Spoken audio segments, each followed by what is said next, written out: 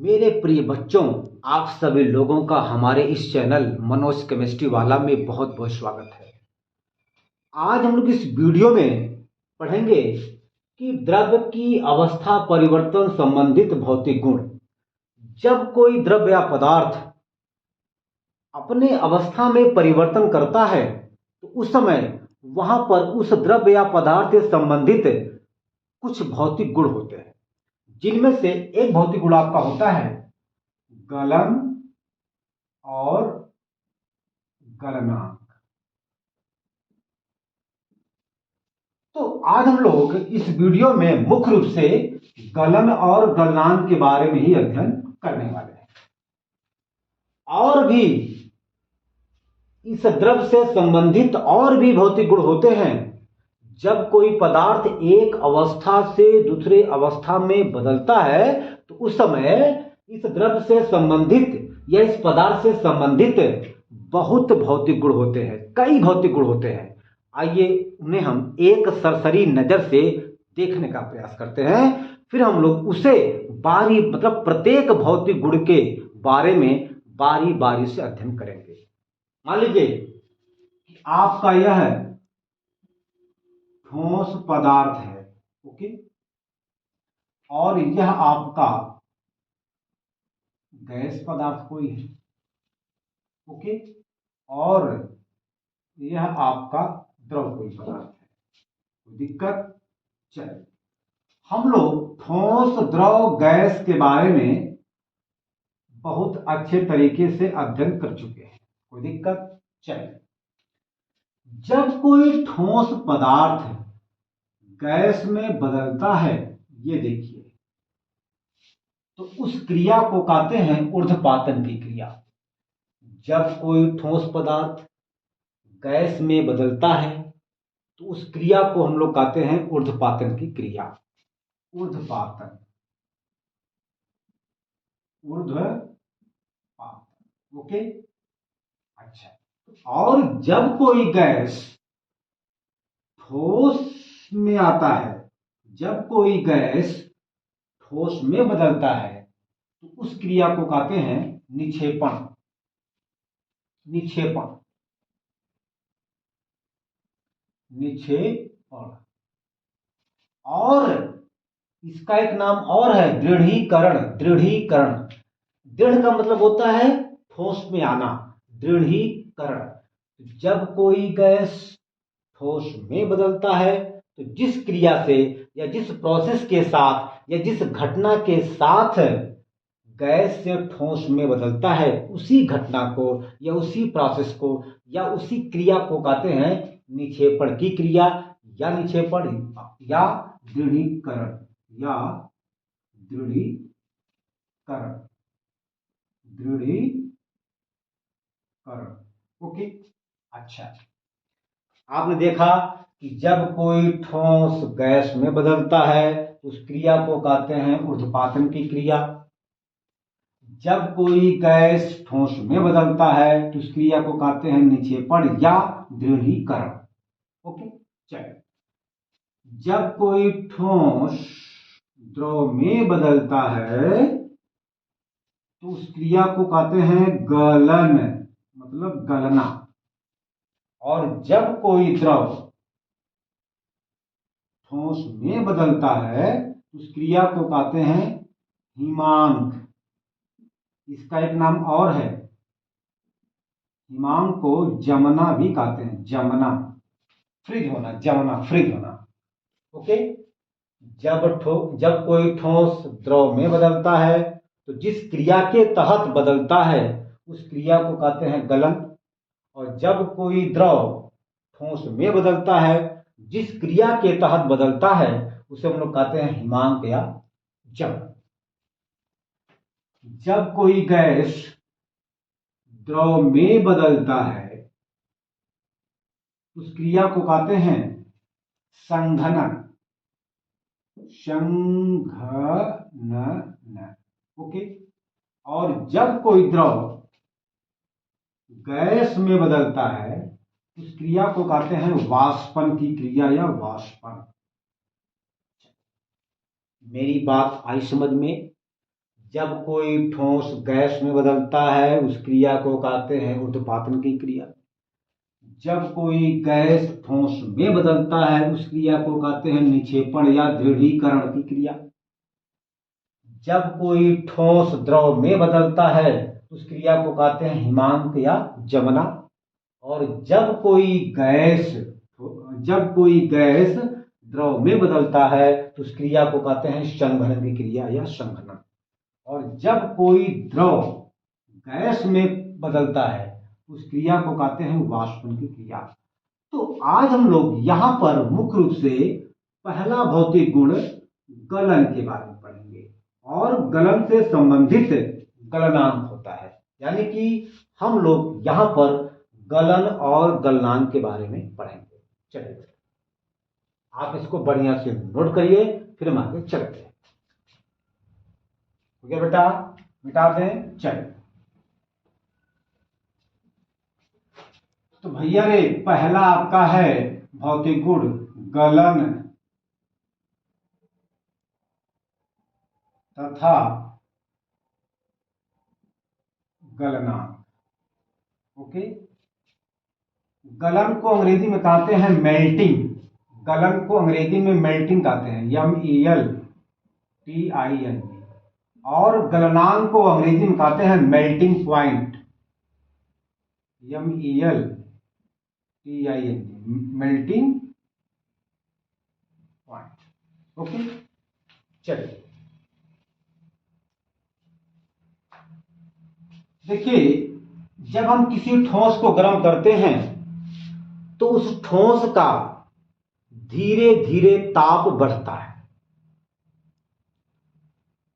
और जब हम उस ठोस को और उष्मा देते हैं और गर्म करते हैं तो एक ऐसी कंडीशन आती है कि उस ठोस को और उष्मा देने पर अब उस ठोस के तापमान में कोई वृद्धि नहीं होती है, तो उसी समय वह ठोस द्रव में बदलना शुरू कर देता है। इसी क्रिया को हम लोग कहते हैं क्या? गलन की क्रिया। फिर से मेरी बात समझिए। मान लीजिए कि कोई यह एक ठोस पदार्थ है, जब हमने इसको उष्मा दिया,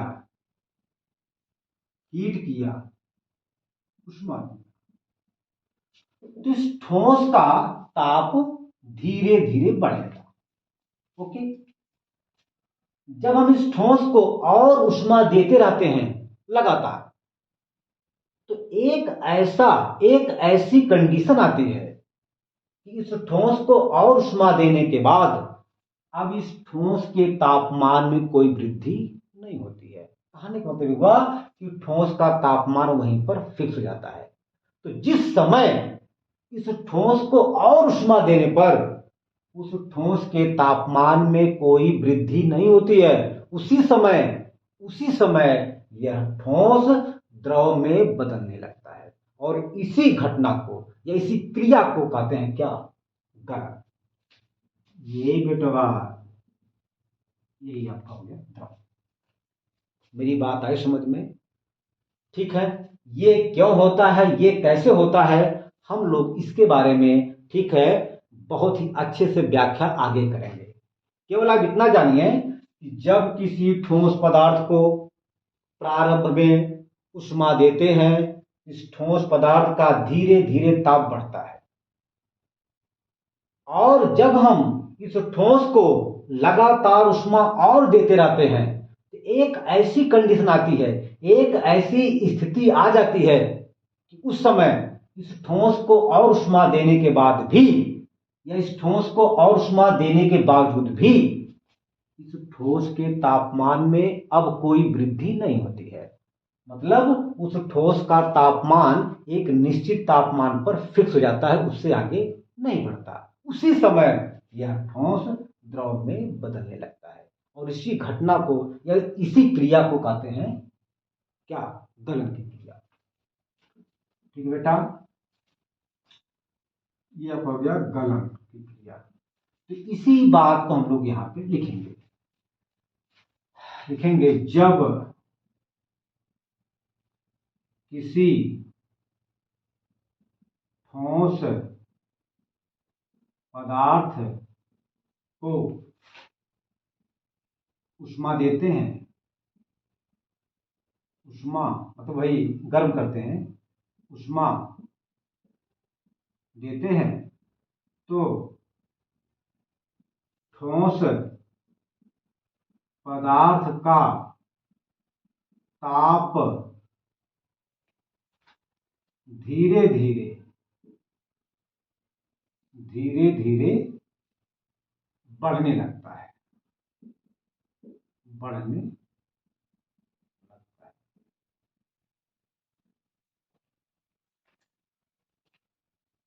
है। एक ऐसी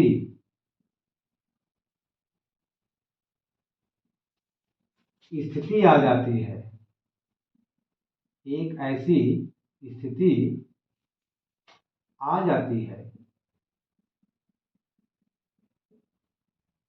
कि ठोस को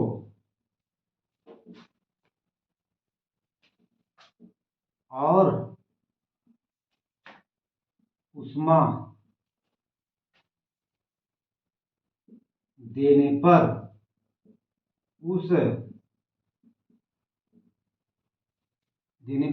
अब उस ठोस का उस ठोस के ताप में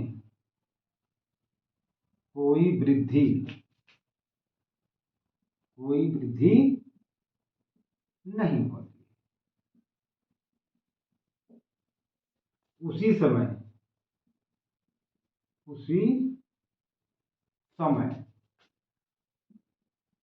ठोस द्रव में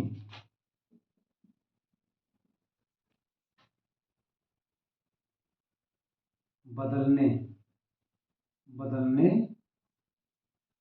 लगता है।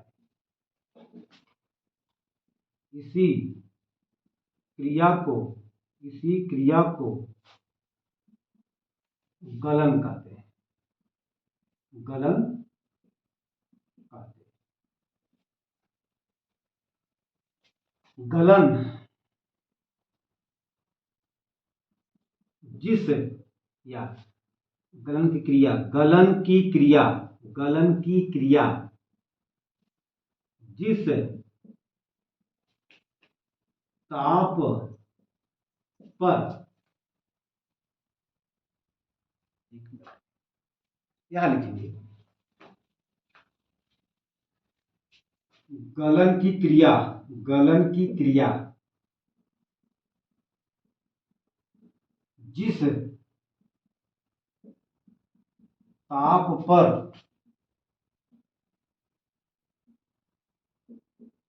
संपन्न होती है,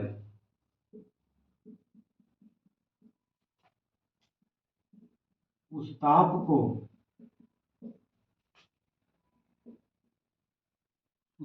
को उस ठोस का गलनांक कहते हैं, ओके। आप इस बात को लिखिए, ठीक है, फिर हम आगे चलते हैं।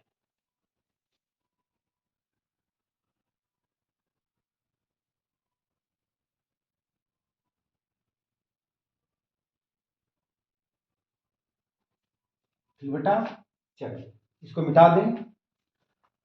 अब हम लोग इसी परिभाषा को, मतलब गलन और गलनांक के परिभाषा को बहुत ही शॉर्टकट, बहुत ही कम शब्दों में लिखने का प्रयास करेंगे। आइए देखा जाए।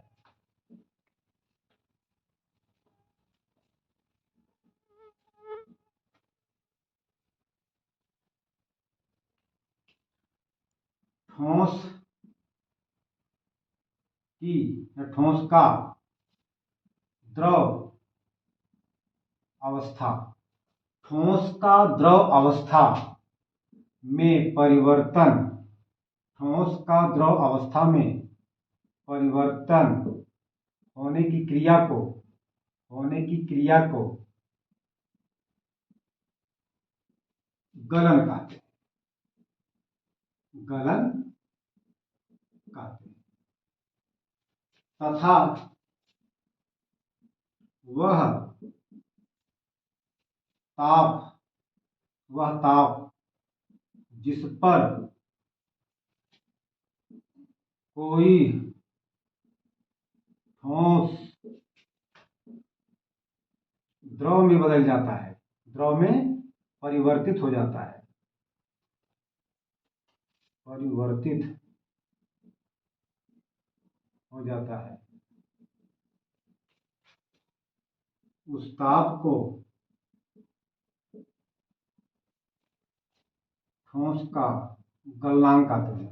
उस ताप को ठोस का गलनांक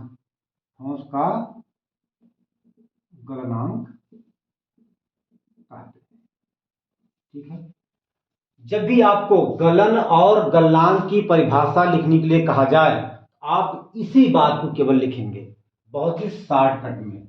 ये गलन की परिभाषा हो गई और ये गलनांक की परिभाषा हो गई, ये देखा।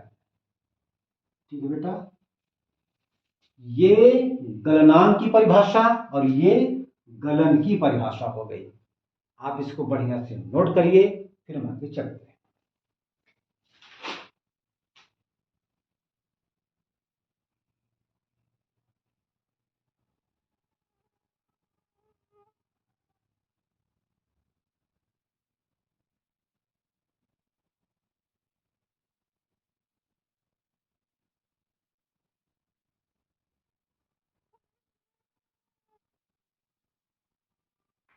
बेटा मिटा दें। आइए अब हम लोग इसकी व्याख्या करेंगे कि वास्तव में कोई ठोस पदार्थ कैसे करता है। किसी भी ठोस पदार्थ को जब हम लोग ऊष्मा देते हैं तो वह ऊष्मा उस ठोस में ऐसी कौन सी घटना उत्पन्न कर देता है, ऐसा कौन सा काम कर देता है कि वह ठोस द्रव में बदलने लगता है। आइए इसे हम लोग यहां पर जानने का प्रयास करते हैं।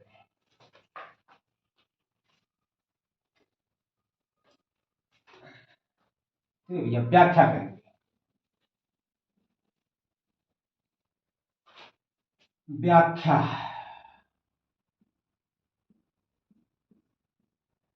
इसको अंग्रेजी में कहते हैं एक्सप्लानेशन।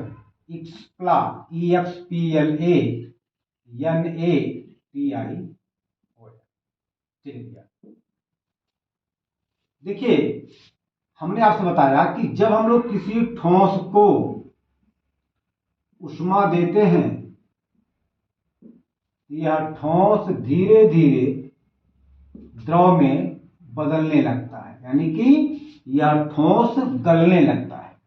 यह ठोस गलने लगता है किसमें? द्रव में।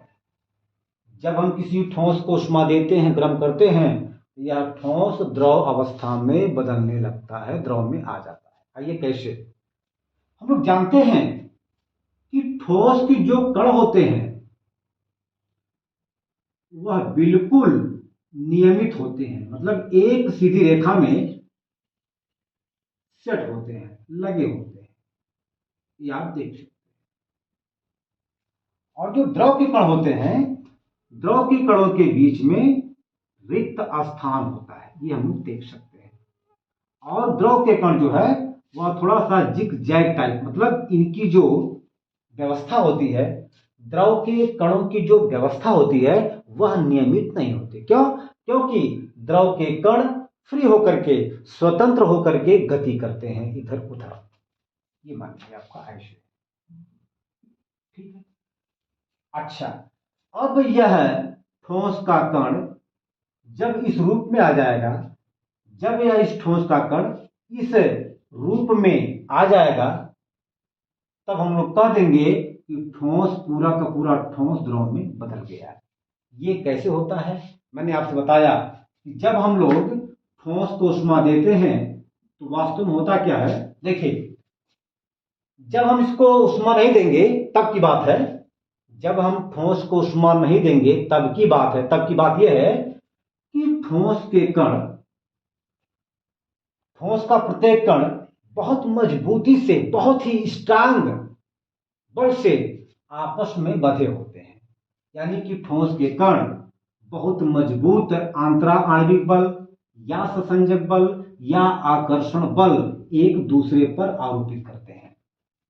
यह कण इस पर आरोपित करेगा, यह कण इस पर आरोपित करेगा, फिर यह कण इस पर आरोपित करेगा, यह कण इस पर आरोपित करेगा। मतलब सभी कण एक दूसरे पर बहुत मजबूती से आकर्षण बल लगाएंगे या एक दूसरे को आकर्षित करेंगे। अगर हम किसी तरीके से इन ठोस के कणों के आकर्षण बल को कम कर दें, खत्म कर दें, तो उसी समय यह ठोस द्रव में बदल जाता है। अब इन ठोस के कणों के बीच जो मजबूत आकर्षण बल लग रहा है उसे खत्म करने के लिए सिर्फ और सिर्फ ऊष्मा ही पहलवान होता है।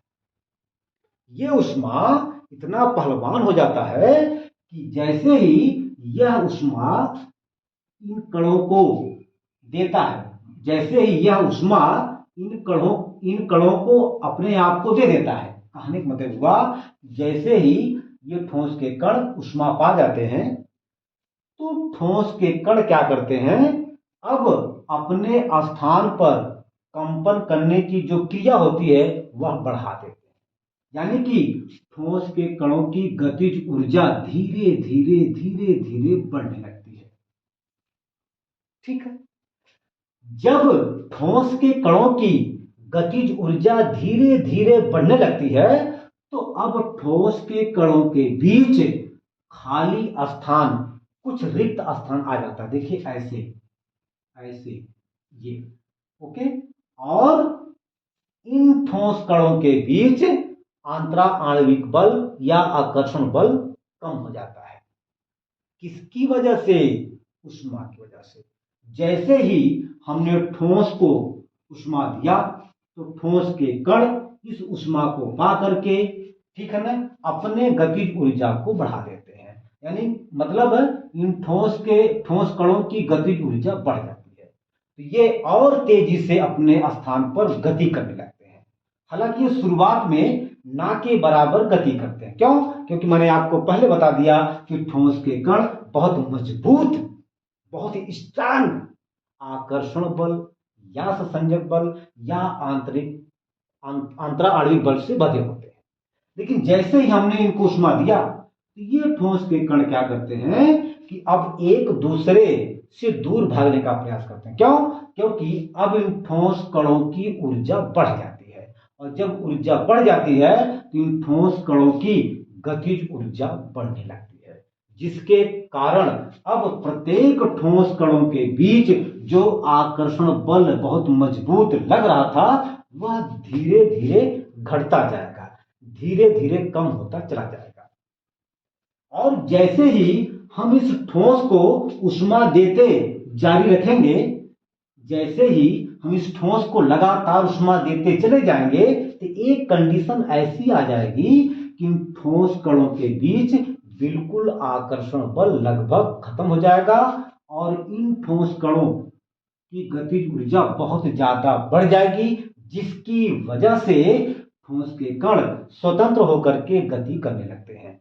तो जब ठोस के कण जिस समय जिस कंडीशन पर ठोस के कण स्वतंत्र होकर के गति करने लगते हैं उसी समय यह ठोस द्रव में बदल जाता है। यही प्रोसेस है, इसी वजह से जो है ठोस द्रव में बदल जाता है। एक बार फिर देखिए, ठोस के कण आपस में रेगुलर नियमित रूप से व्यवस्थित होते हैं।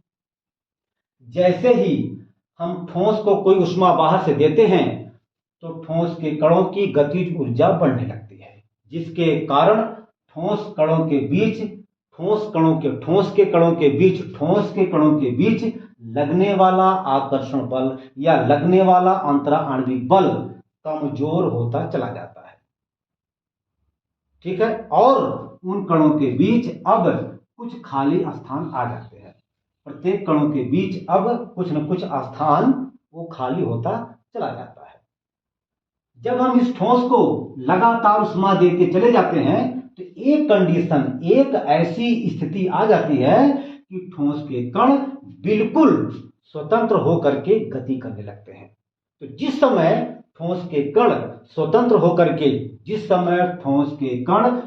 होकर के गति करने लगते हैं, उसी समय यह ठोस द्रव में बदलने लगता है। ठीक है ना, यही मतलब शर्त है, यही जो है रीजन है, इसी रीजन के अनुसार यह ठोस द्रव में बदलता चला जाता है। मैं समझता हूं कि यह मेरी बात, यह मेरा तथ्य आपको समझ में आ गया होगा। मैं आपसे रिक्वेस्ट करता हूं कि आप इस चीज को नोट कर लीजिए, मेरे द्वारा बताई गई बात को आप अपने मन से लिख लीजिएगा। ठीक है, तो अब हम अपने वीडियो का यहीं पे अंत करते हैं। अब हम अगले वीडियो में जो भी टॉपिक होगा इसके बाद उसको हम पढ़ेंगे। ठीक है, धन्यवाद।